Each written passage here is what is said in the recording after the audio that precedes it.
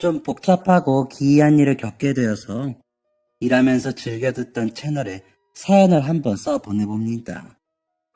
제 고향은 경상도입니다. 유치원, 국민학교, 중학교, 고등학교까지 쭉 경상도를 벗어난 적이 없습니다. 바다 근처에 살며 어릴 때부터 아버지와 물에 가는 것을 좋아했죠. 아버지는 사나이 중에 사나이셨습니다. 진짜 멋진 분이셨죠. 늠름하시고 자신감도 넘치시고 재미있는 분이었죠. 동네 할머니들이 아버지 보고 꼭 털복숭이 산적같이 생겼다고 놀리곤 하셨죠. 저희 아버지는 어부였습니다. 제가 어머니 없이 아버지 손에 자랐거든요. 아버지가 바쁘실 땐 항구 시장에서 일하시는 할머니들 손에 길러지고 다른 어부 아저씨 집에서 끼니 해결하고 잠자고 하면서 자랐습니다. 그곳엔 저 같은 애들이 몇 명 더 있었습니다. 다들 어부 아저씨들의 자녀들이었죠. 그중 엄마가 없는 애는 저뿐이었지만요. 애들하고 한창 놀다 보면 늦은 오후 돼서 아버지가 일 마치고 오시고 그럴 때마다 맛있는 생선을 먹을 수 있었습니다. 회도 떠먹고 찌개도 끓여 먹고 구워 먹기도 하고 아직까지도 생선은 먹어도 질리지가 않습니다. 아무튼 아버지가 어부이다 보니까 어릴 때부터 아버지랑 배 많이 탔었습니다. 아버지 옆에서 바다 낚시도 해보고 그물 올리는 거 구경하면서 장난치다가 한두 번 죽을 뻔해보기도 하고 바다에서 컸다고 해도 과언이 아니었습니다. 하지만 어부일은 제 체질은 아니었습니다. 즐기는 만큼 성과를 내진 못했죠. 아버지는 그때 저희 지역 최고의 어부셨거든요. 모두가 인정할 만큼 실력이 좋으셨고 똑똑하셨고 힘도 엄청나셨고요. 그리고 희한하게 아버지한테 물고기들이 몰려드는지 낚싯대를 던지는 족족 팔뚝만한 물고기들을 잘도 잡으셨습니다. 아따야, 강씨는 낚시를 어떻게 그렇게 잘한대? 그러게나 말이야. 여기 토박이들보다 더 잘하잖아. 타고난 어부야 아주. 저 양반 원래 힘 좀 쓰던 양반이라잖아. 무시무시했대. 그렇습니다. 저희 아버지가 원래부터 어부는 아니었습니다. 언제부터인지는 제 기억엔 없지만 아버지는 제가 어릴 때 이곳에 정착하시며 배를 타기 시작하셨습니다. 그전에는 무슨 일을 하셨는지 사람들이 궁금해했지만 아버지는 말을 안 해주셨습니다. 그래서 사람들은 자기들끼리 추측을 했었죠. 그러다가 외모도 무섭고 힘도 좋은 걸 보니 아마 깡패가 아닐까 하는 얘기가 돌았는데 그럴듯한 얘기라 언제부턴가는 다들 그렇게 믿고 있었습니다. 그런 얘기를 들어도 아버지는 딱히 부정하거나 해명을 하지 않으셨습니다. 강씨 진짜 깡패야? 제가 초등학생 때였습니다. 이른 새벽 정신없이 경매가 끝나고 정리를 하던 도중에 한 아저씨가 저희 아버지에게 물었습니다. 근처 해수욕장에서 횟집을 하시던 아저씨였습니다.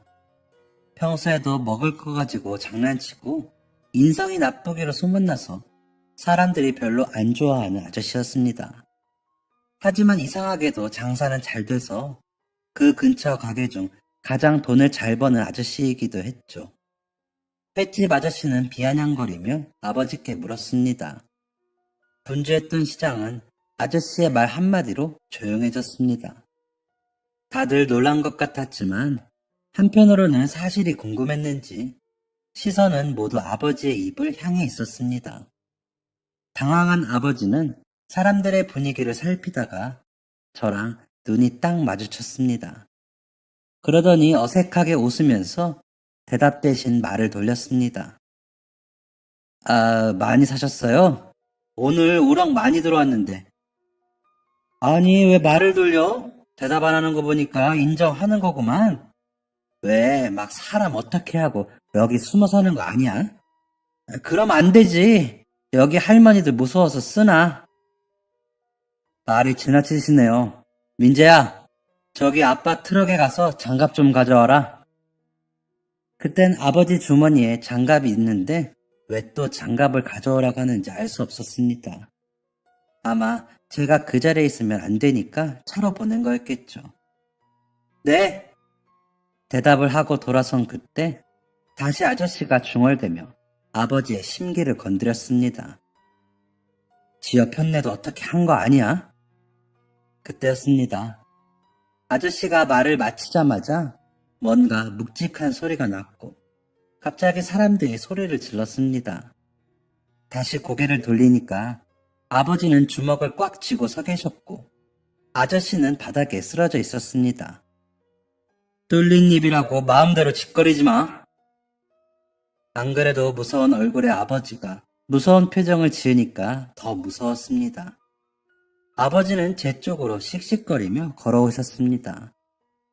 가자.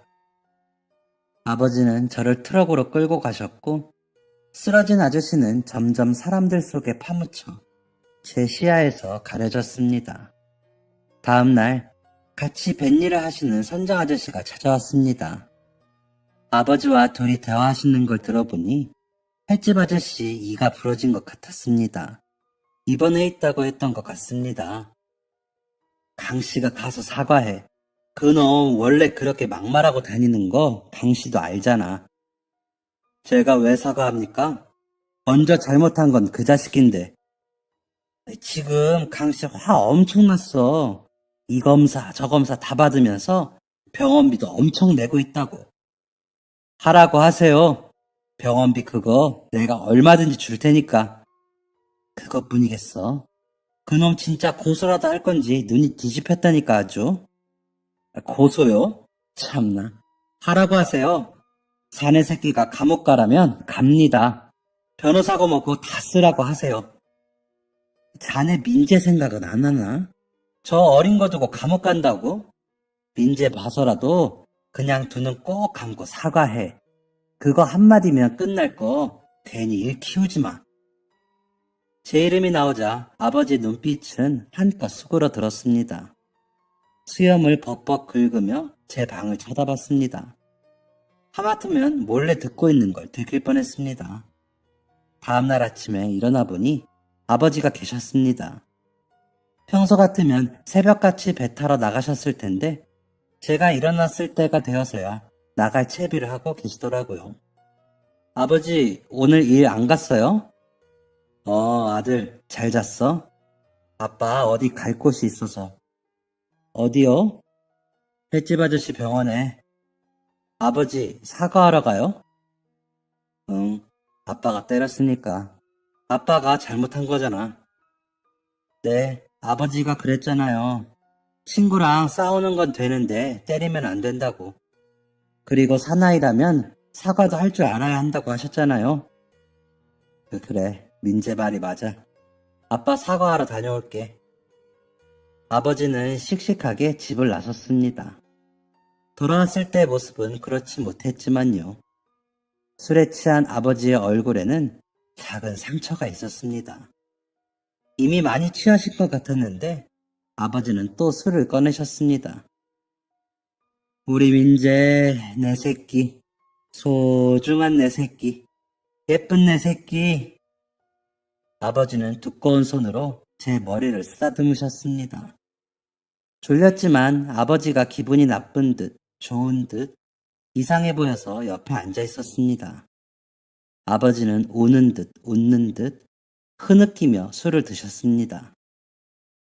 민재야, 아빠가 감옥에는 절대 못 가. 민재 때문에 못 가. 그건 안 돼, 절대. 넌 내 새끼야. 민재야, 소중한 내 자식. 하나뿐인 내 아들. 엉뚱한 소리를 내뱉는 아버지가 따분해서 하품만 하다가 옆에 누워버렸습니다. 아버지는 여전히 두껍고 거친 손으로 제 얼굴을 만지시며 중얼거리셨습니다.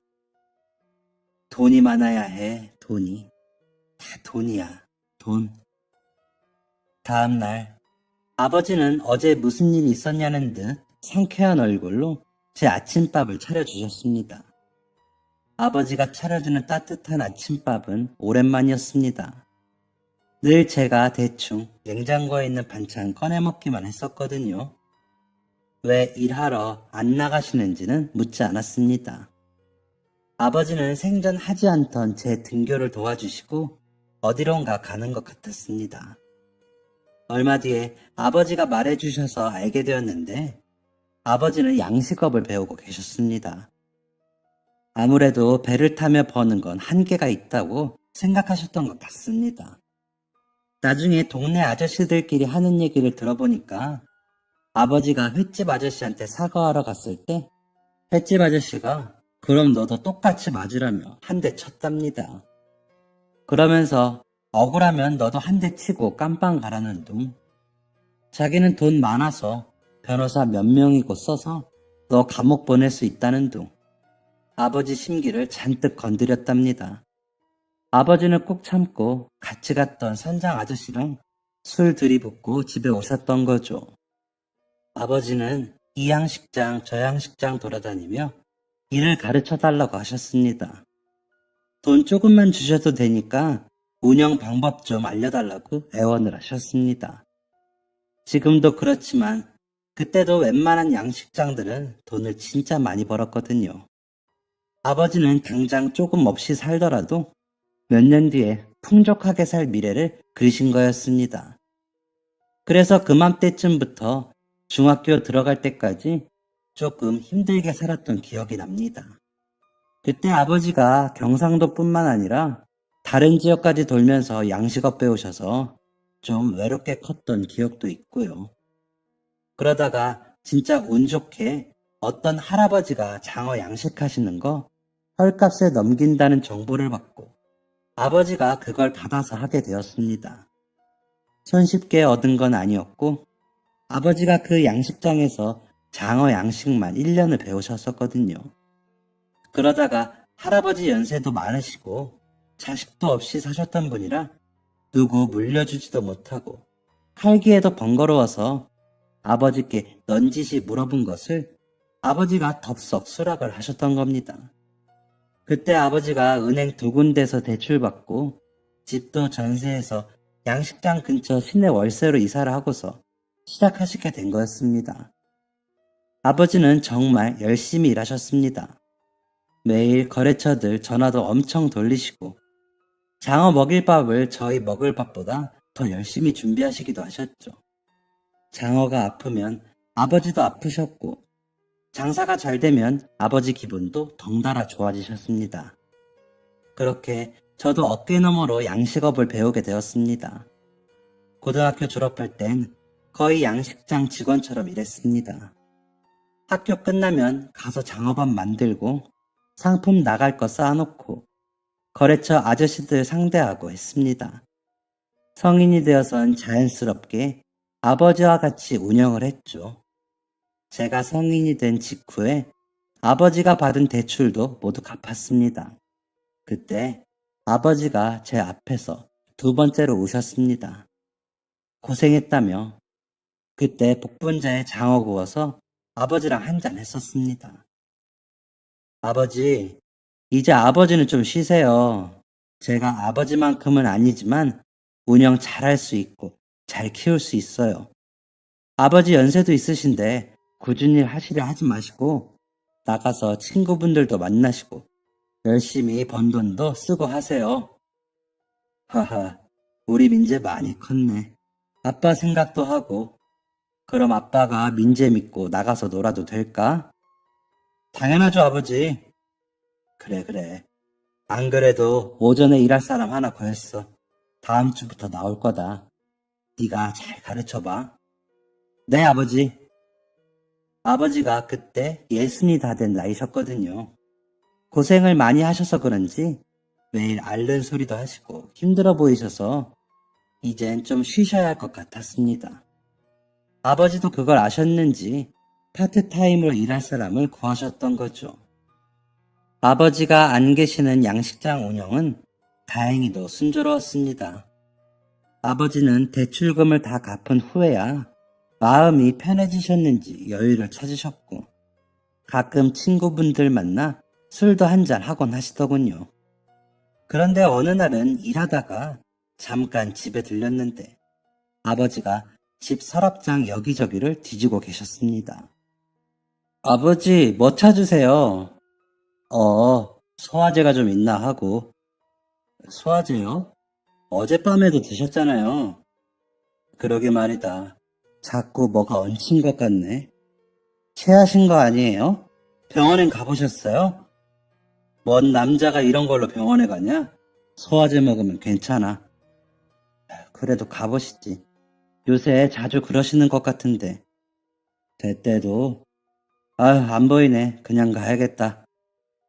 약국에서 사다 드릴까요? 주말이라 연 곳도 없을 거다. 아빠 뱃사람들 만나기로 했어. 이따 시장에서 온다고 했으니까 잘 챙겨주고. 아빠 다녀오마. 네, 아버지. 아버지가 걱정되었지만 제가 병원 가보라고 해서 가실 분이 아닌 걸 알기에 그냥 괜찮겠지 싶었습니다. 그리고 워낙 아버지가 건강하셔서 감기도 1년에 한 번 걸릴까 말까 하셨던 분이었거든요. 그날 오후 한창 일을 하다가 사무실에 갔는데 전화가 오고 있었습니다. 거래처인가 하고 받았는데 예전에 아버지와 같이 일하시던 선장 아저씨였습니다. 야, 민재야, 너 왜 전화를 안 받냐? 저 좀 바빴어요. 그런데 왜요, 아저씨? 큰일 났어, 임마. 너희 아버지 지금 병원 실려가셨다. 나도 지금 대리 불러서 병원으로 가려고 하니까 너도 얼른 와. 바로 차 타고 아저씨가 알려주신 병원 응급실로 갔습니다. 아버지가 병상에 누워 계시더라고요. 그 모습이 너무 충격이라 아직까지도 잊혀지지가 않습니다. 병상에 꽉 차는 거구의 몸으로 가만히 누워 잠드신 아버지의 모습을 멍하니 보고 있는데 선장 아저씨가 제 뒤를 이어 달려오셨습니다. 민재 왔냐? 아이고, 무슨 일이냐 이게. 어떻게 된 거예요? 아니 글쎄 강 씨랑 예전에 같이 배 타던 사람들 몇 만나서 한잔 하기로 했는데 강 씨가 오자마자 속이 안 좋다고 하는데 얼굴이 하얗게 떠 있더라고. 그런데 내가 너희 아버지를 한두 해 보냐? 생전 아프단 말 한마디를 안 하던 사람이 그러니까 뭔가 이상하다 싶었지. 그래서 오늘은 이만 들어가 보라고 했더니 강 씨가 알겠다고 하고 자리에서 일어나려는데 그대로 쓰러졌지 뭐냐? 아휴, 무슨 지진이라도 난 것처럼 가게가 울리는데 우리 다 깜짝 놀라서 119 부르고 난리도 아니었어. 천만 다행으로 머리는 안 부딪힌 것 같은데 아이고, 아직도 심장이 벌렁벌렁하네. 아버지 뭔 일 있어? 어디 아프셔? 저도 잘... 혼란스러운 와중에 의사 선생님이 나타났습니다. 아버지와 비슷한 연세의 의사 선생님이 안경을 올리며 심각한 표정으로 말하셨습니다. 암인 거 알고 계셨어요? 뭐요? 암이요? 모르고 계셨군요. 하긴 이 정도가 되었는데 병원 진료 기록도 없고 치료도 전혀 안 돼 있더라고요. 강정철 씨 암입니다. 그럼 어떻게 해야 하나요? 수술해야겠죠? 수술 언제 할 수 있을까요? 빨리 해주세요, 선생님. 최대한 빨리 해주세요. 저희 아버지 이렇게 돌아가시면 안 돼요. 이제야 좀 마음 편해지셨는데 안 돼요. 선생님, 꼭 좀 살려주세요. 저는 의사 선생님 다리에 매달려서 엉엉 울었습니다. 심장이 타들어가는 기분이었습니다. 너무 혼란스러웠고 너무 죄송했습니다. 의사 선생님은 곤란하신지 머리를 긁적이더니 저를 일으켜 세워주셨습니다. 그리고 아까처럼 진지한 얼굴로 제 눈을 똑바로 보고 말씀하셨습니다. 보호자분 죄송하지만 아버지 수술 못하십니다. 네? 왜요? 수술로 될 정도가 아니에요. 대장부터 간, 위까지 암세포가 다 퍼져 있어요.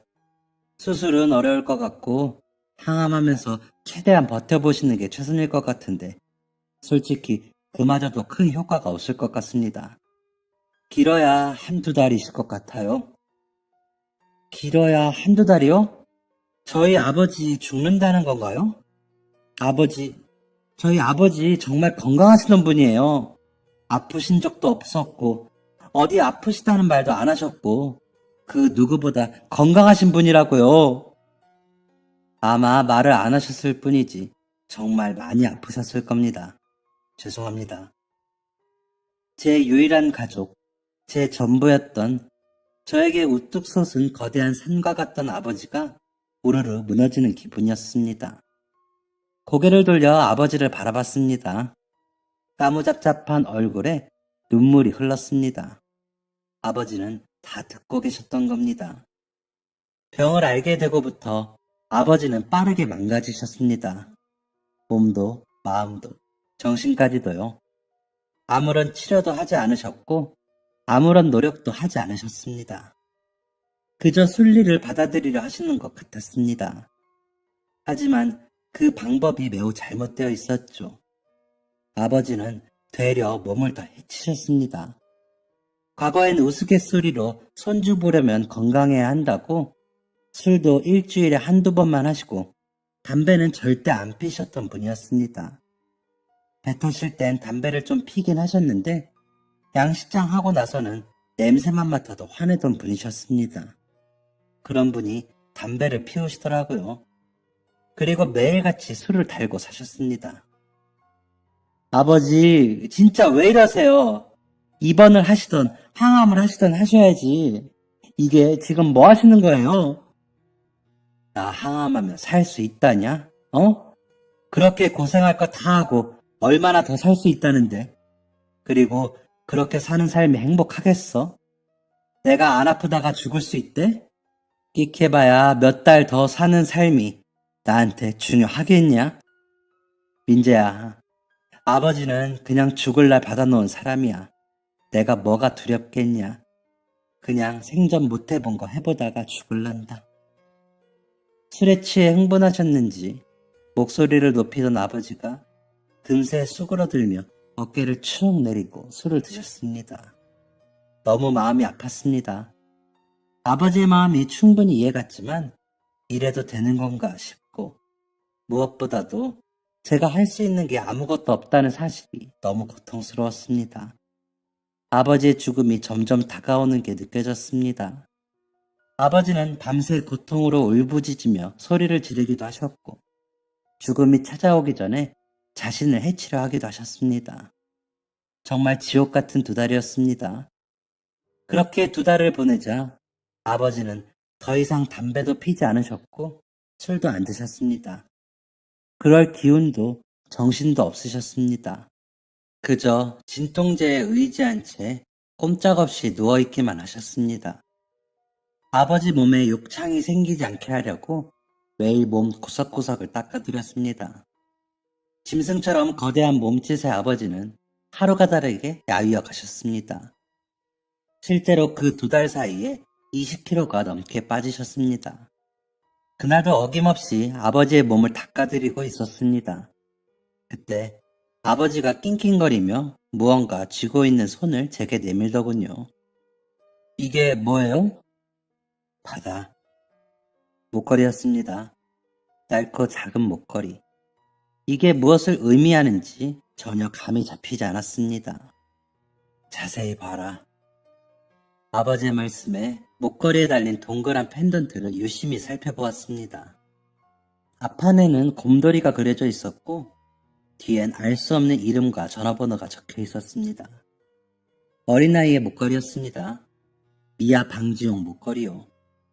이름과 전화번호를 보고도 뜻을 알 수 없어서 아버지를 쳐다보자 아버지가 가쁜 숨을 가다듬으시며 힘겹게 입을 여셨습니다. 그날의 이야기는 상상해본 적도 없는 충격적인 이야기였습니다. 20여 년 전 아버지는 어부와는 거리가 먼 일을 하셨답니다. 아버지의 부모님, 그러니까 저는 한 번도 뵌 적 없는 제 할아버지와 할머니께서 고추장, 된장 같은 장을 담그셨었는데 아버지가 그 일을 돕고 계셨다고 했습니다. 전국으로 나가는 장들은 인기가 많아서 아버지는 꽤 풍족한 삶을 사셨다고 했습니다. 세 형제 중 막내셨던 아버지는 딱히 결혼에도 관심 없고 놀기만 좋아하는 분이셨답니다. 나이가 차도 도통 결혼을 할 생각이 없어서 할아버지와 할머니가 걱정을 하시던 와중에 아버지는 운명의 여자를 만나셨다고 했습니다. 제주도로 여행을 갔다가 만난 그분은 제주에서 선생님을 하시던 분이었답니다. 아버지는 그분을 놓치면 안 되겠다 생각했고 절대 고생 안 시킬 테니 같이 아버지의 집인 경상도로 가자고 했답니다. 선생님이라는 안정적인 직업에 아버지보다 나이도 많이 어렸던 그분은 한사코 거절하셨지만 아버지의 완강한 고집과 구애로 결국 같이 경상도에 가게 되셨답니다. 그분은 그 지역에서 선생님이 필요한 것을 알아보기 시작하셨다고 했습니다. 그러던 와중에 임신 소식을 알게 되셨답니다. 그렇게 아버지는 가정을 꾸리셨다고 했습니다. 그 여자분은 고생을 정말 많이 하셨답니다. 아무래도 가업을 물려받기로 했던 아버지 때문에 며느리도 반강제로 일을 거들여야 했답니다. 공무원이지만 임신, 출산과 타 지역으로 온 탓에 일자리 구하기가 쉽지 않아서 시댁살이를 하며 가업을 배우셨답니다. 고생을 안 시킨다는 아버지의 말이 모두 거짓이 된 거였죠. 아버지 말로는 그때 아버지가 철이 안 들었답니다. 아내가 고생하는지도 몰랐고 힘든지도 몰랐고 그저 풍요로운 경제적 환경을 제공해 주었으니 도리를 다했다 싶으셨대요. 그러다 아버지의 아이가 4살이 되던 해에 아내분이 여행을 좀 가자고 하셨대요.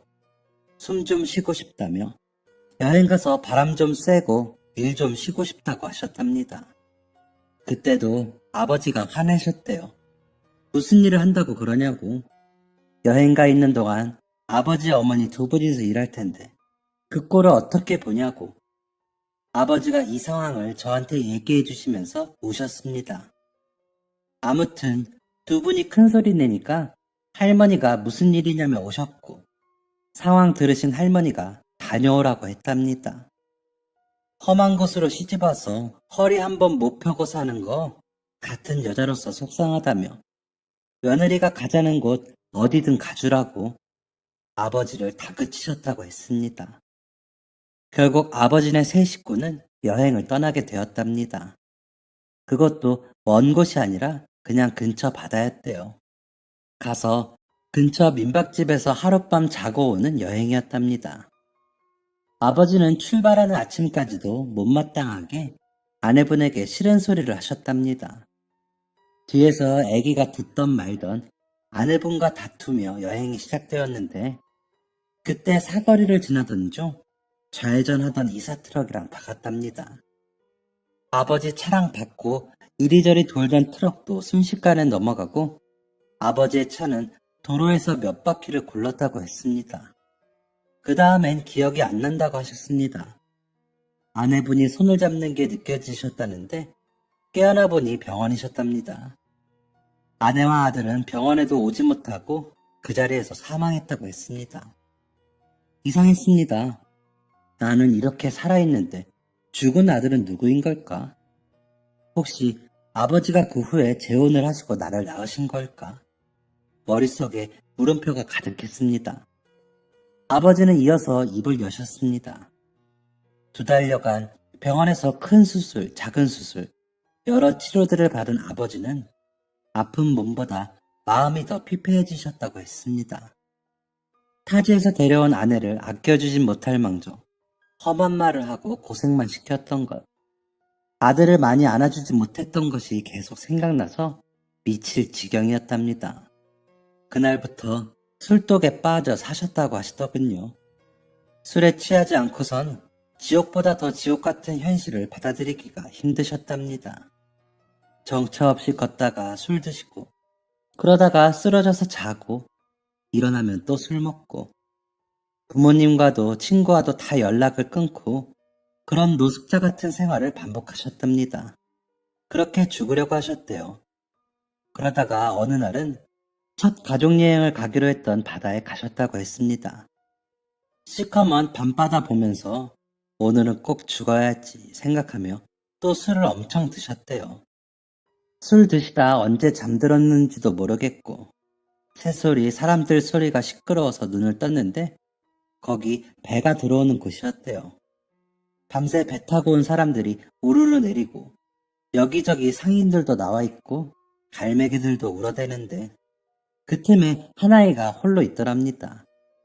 죽은 아버지의 아들 정도 되어 보이는 꼬마애가 계속 두리번거리더니 막 뛰어다니면서 울더래요. 부모님을 찾으면서요. 사람들은 쳐다보다가 가고 말 걸다가 애가 계속 우니까 가고 그러다가 어느 쯤부터는 애가 안 보이더랍니다.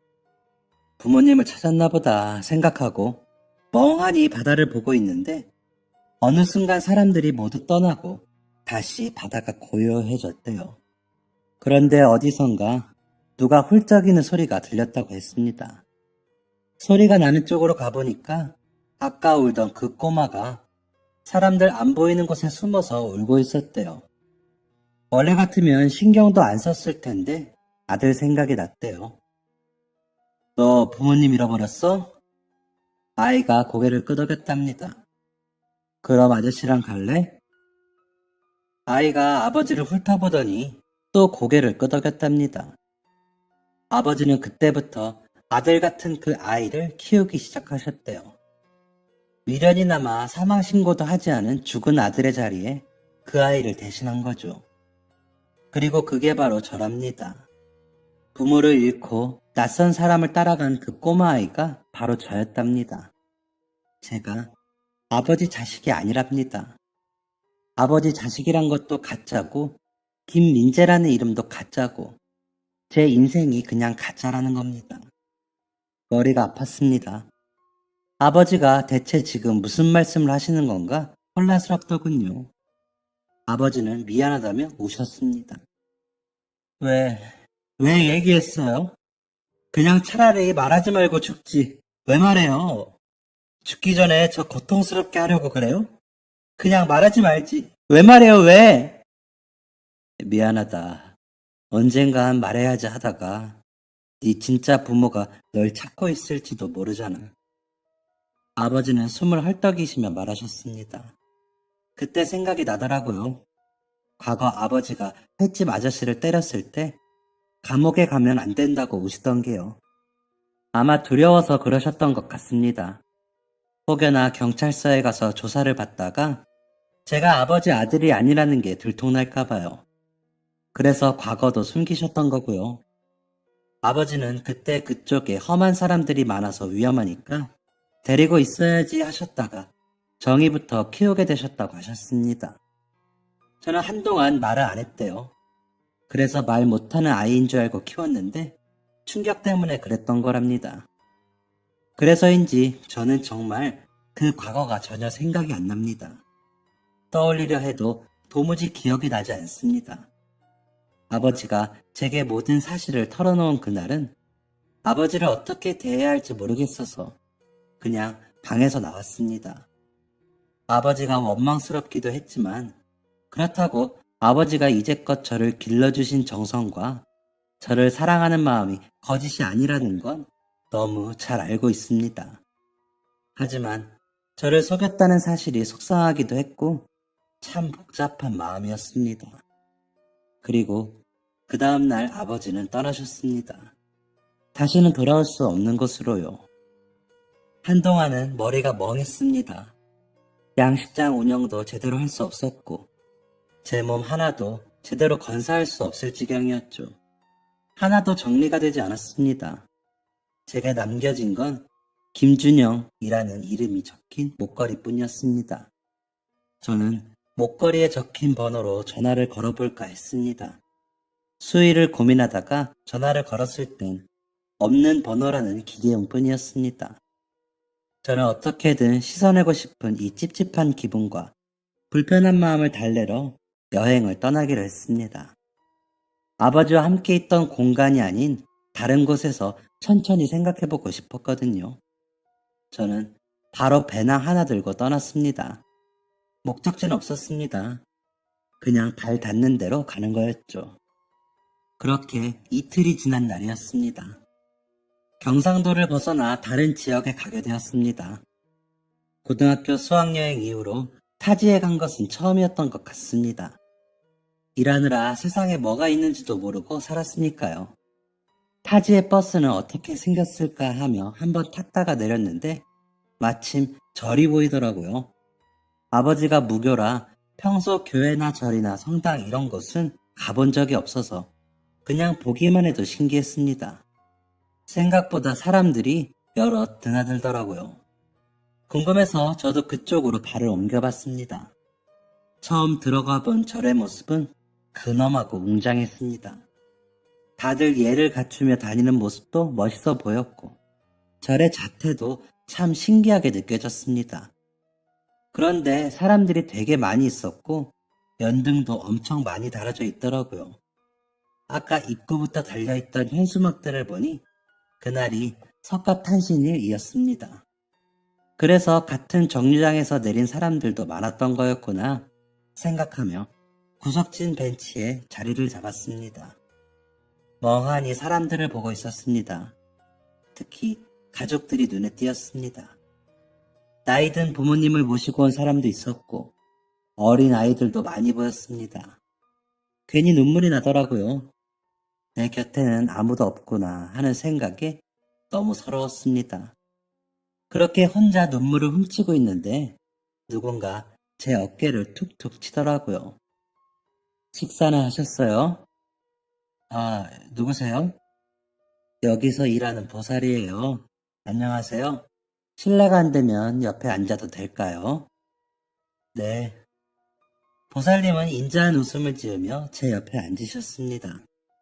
제 옆에 자리를 잡은 보살님은 아무 말 없이 저와 같이 사람들을 보고 계셨습니다. 사람들이 참 많죠?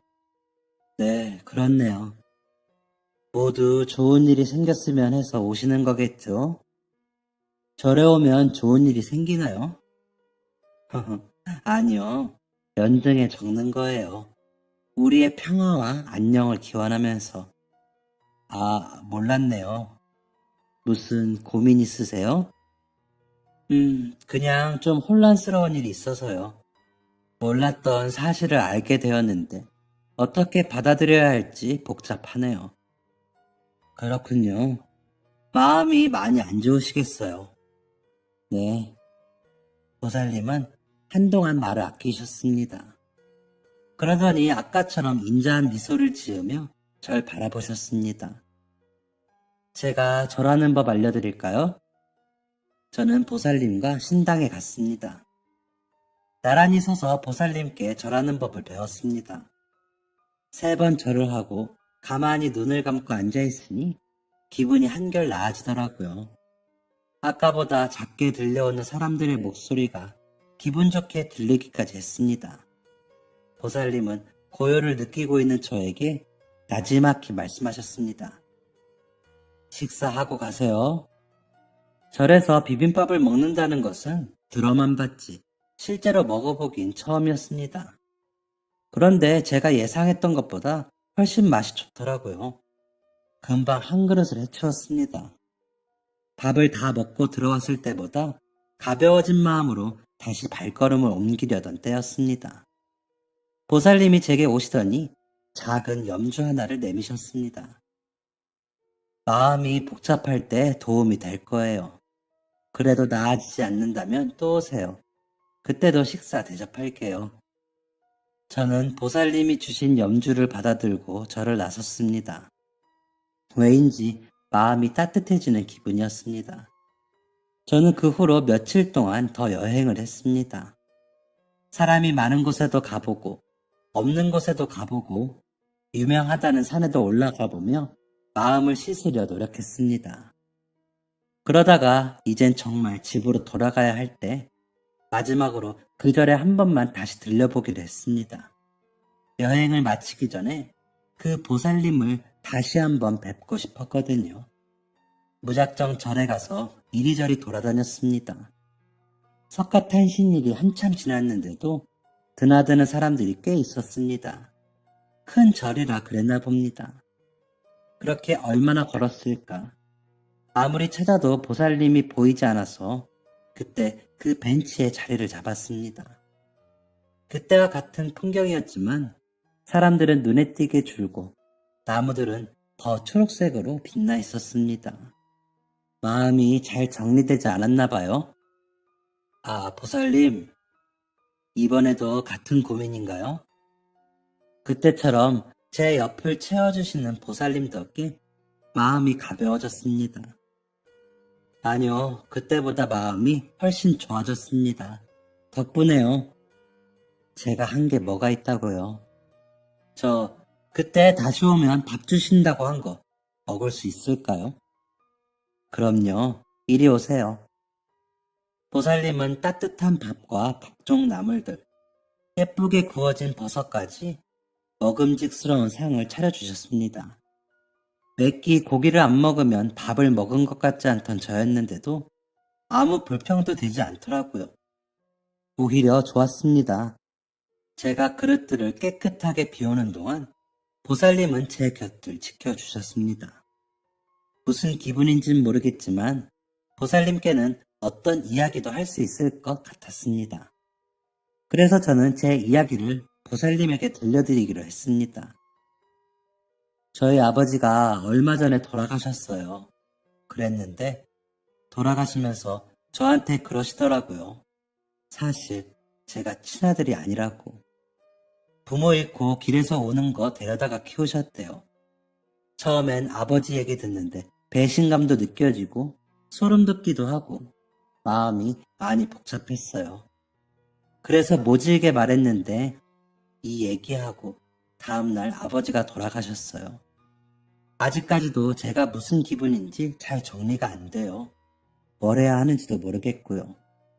아버지를 원망하기는 싫어요. 아버지가 절 정말 많이 사랑하셨거든요. 그렇다고 원래 부모님을 찾기엔 겁이 나요. 어떤 분들일지 모르잖아요. 제 존재를 달가워하지 않으실 수도 있고 찾아서 뭐 어쩌겠다는 것도 아니고 앞으로 어떻게 살아가야 할지도 모르겠어요. 그런 일이 있었군요. 그게 무슨 마음일지 상상도 되지 않네요. 너무 마음 아플 것 같은데.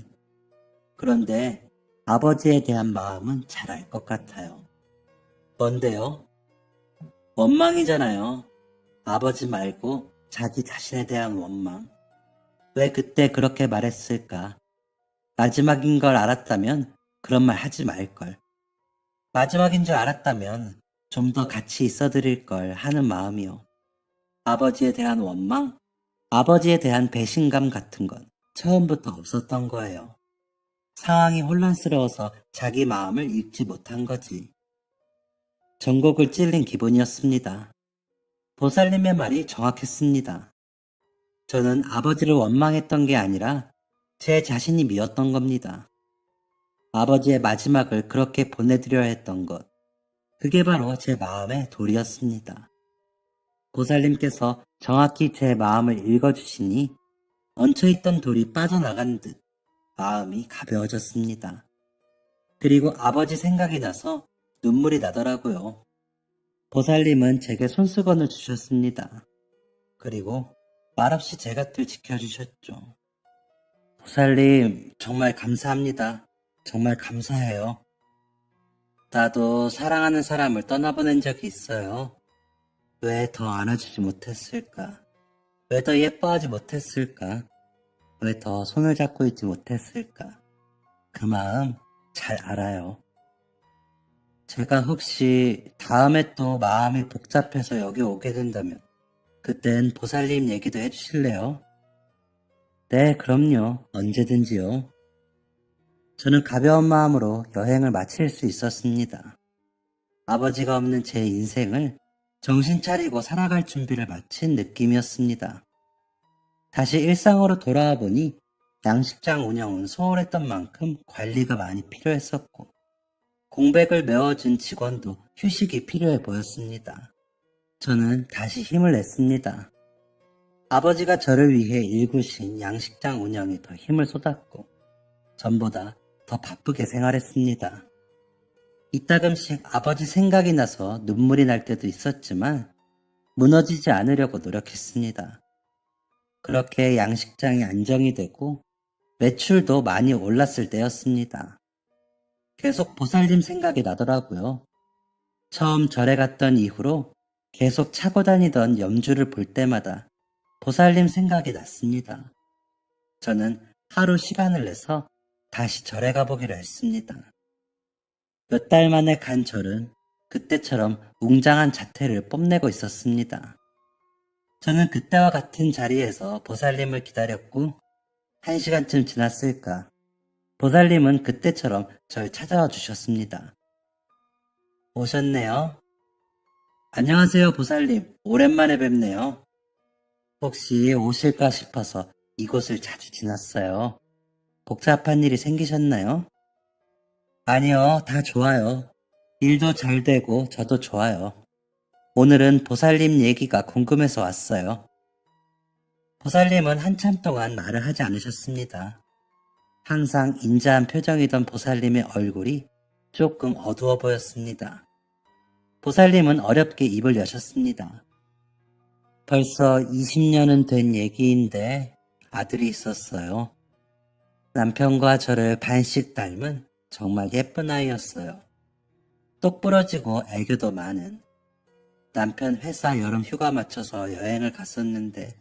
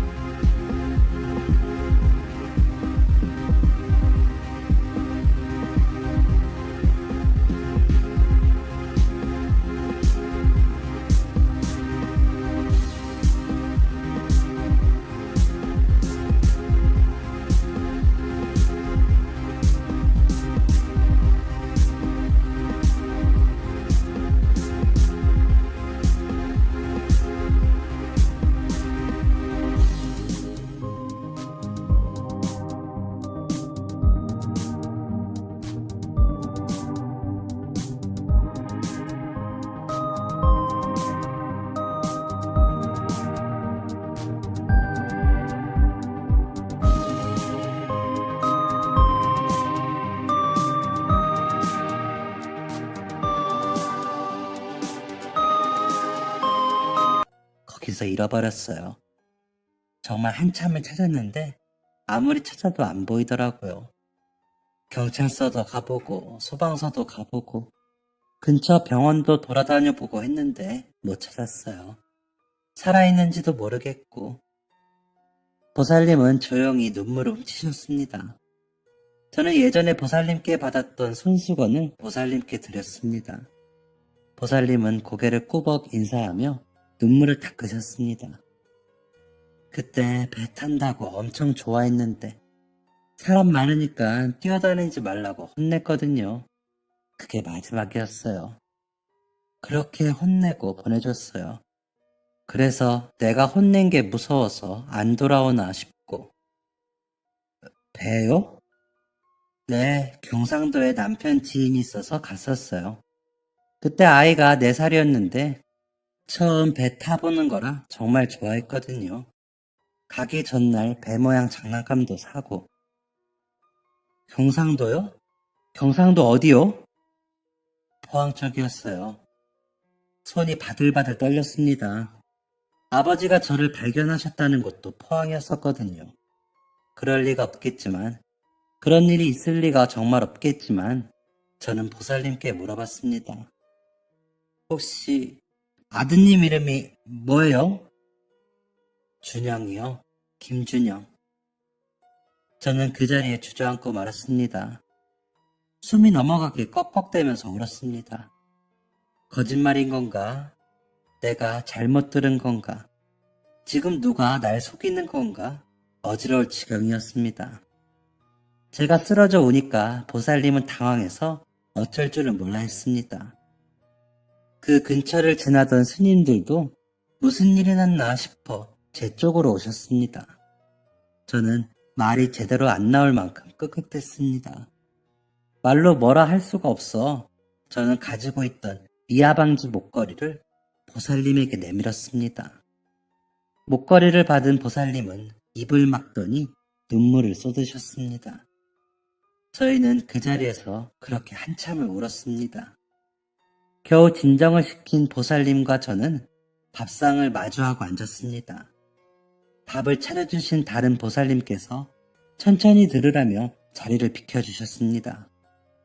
저는 20년 만에 만난 제 어머니를 앞에 두고 앉아 있었습니다. 믿을 수가 없었습니다. 믿을 수 없을 만큼 좋았습니다.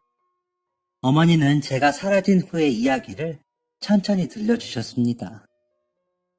한 3일 동안 포항 일대를 다 뒤집겠다는 심정으로 돌아다니다가 다시 서울에 갔어요.